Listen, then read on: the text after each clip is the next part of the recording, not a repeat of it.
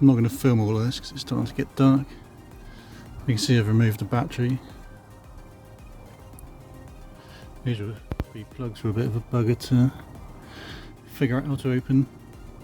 I basically pushed the little button down on the top, which is around there, and then got a little pry bar, and then just pried them away from the ECU. I don't know whether you can see that these things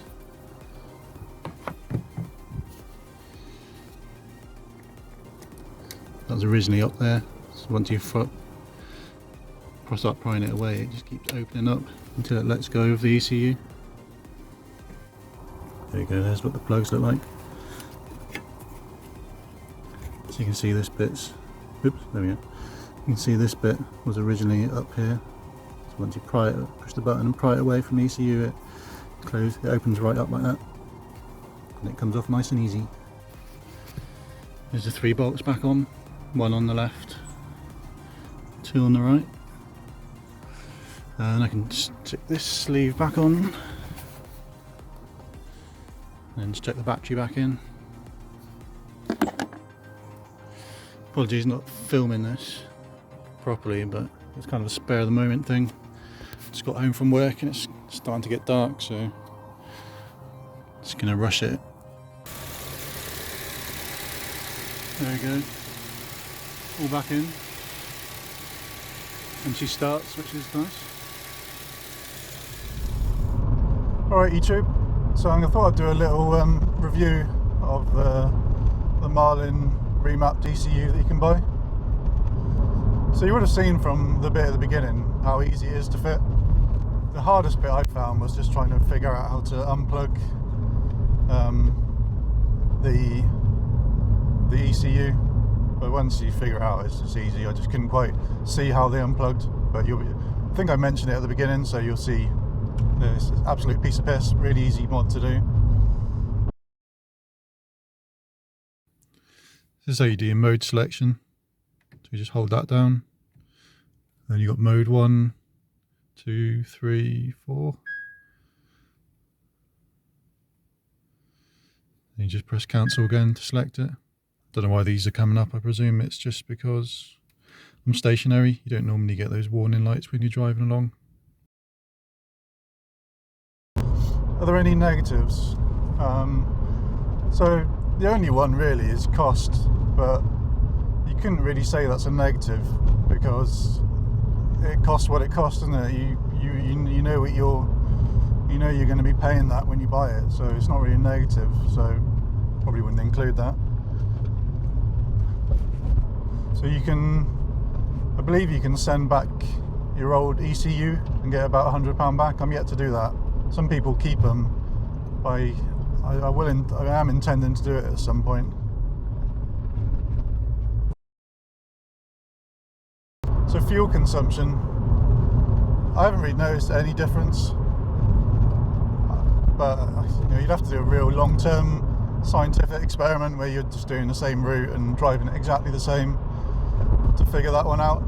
The way I've always seen it with remaps is that because you've got more power available, you don't need to press the throttle as much.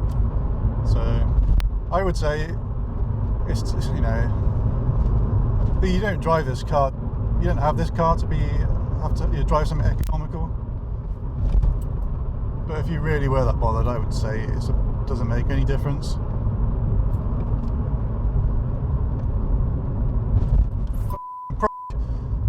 Land Rover.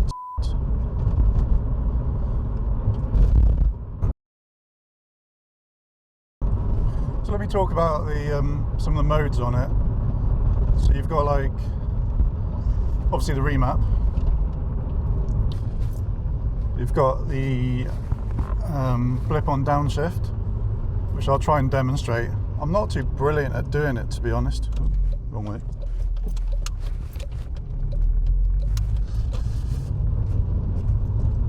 I think you've got to be giving it some with a blip on downshift and get the clutch in really quick. So I'll try and see if I can demonstrate that and actually work it properly. Although this car is really good for heel and toe in. I think the pedals are just perfect for it, so I don't really tend to use it.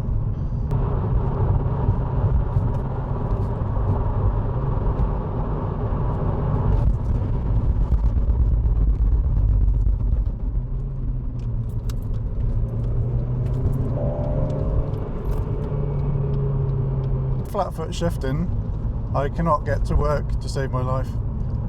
I try and use it, and then I just end up redlining it between gears.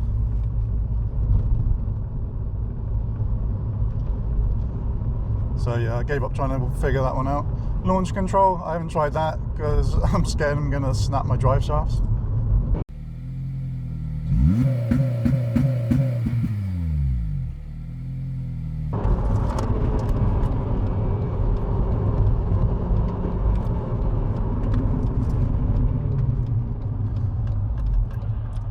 There we had a nice little bit of blip on downshift.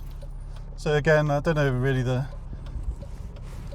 technicalities on, you know, what revs you've got to be at for it to do auto blip. But yeah, if you're giving it beans, slam on the brake, whack it down a gear, and it does the auto blip, which seems to work pretty nicely. So yeah, I like that. I like that function.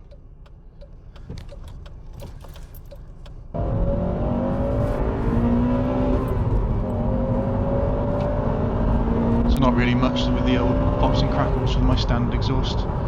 You really got to go aftermarket to make the most of that mode. I'm just in a lower gear, so I'm well into the VTEC engagement, like 5,000 RPM, and I can't hear VTEC.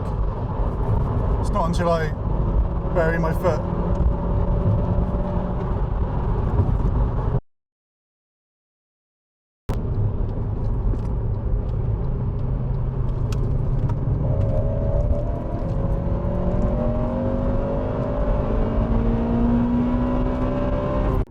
So the next section is me comparing the before and after with second and third gear pulls. I've got to apologise for the camera on the left, it wasn't mounted very well, so it's kind of shaking around and it's not as clear as the right hand side.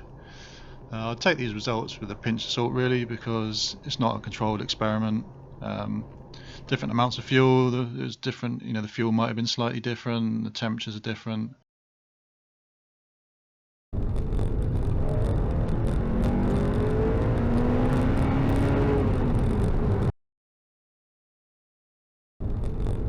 So level pegging at 3,500. So at about 7.5k, we're about 200 RPM ahead now.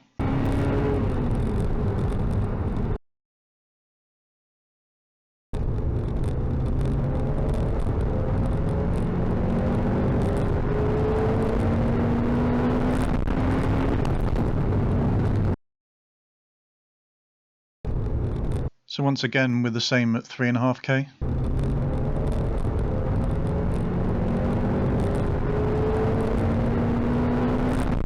You can see once again, once I've reached 7.5k, I've gained about 200 RPM again.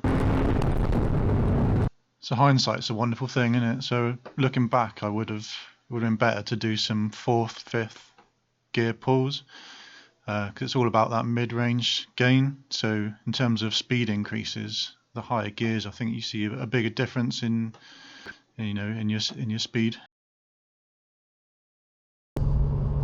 Now, would I recommend it?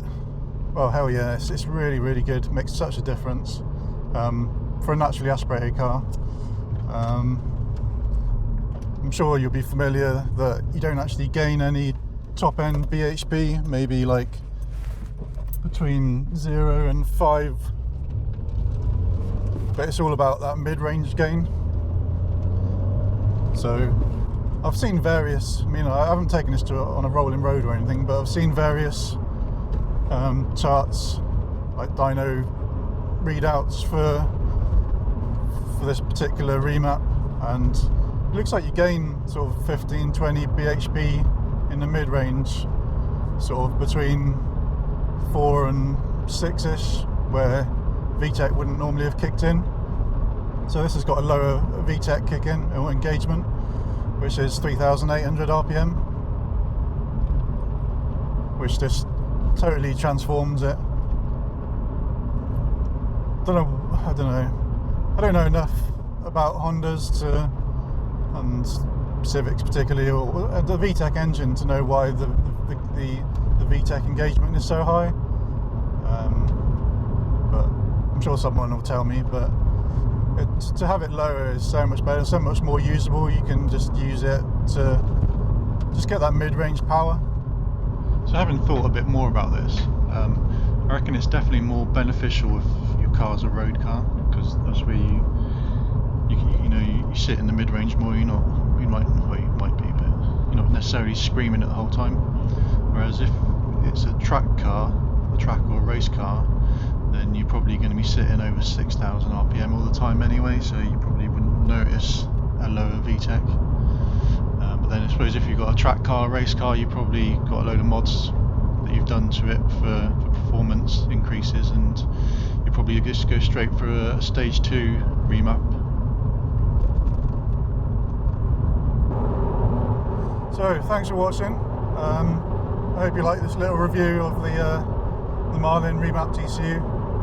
If you're kind of trying to decide whether to buy one, then all I'd say is if you've got the money, do it. It makes such a difference to the mid-range.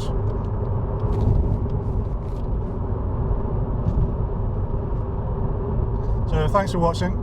Please like and subscribe, and I'll see you on the next one. Cheers, bye.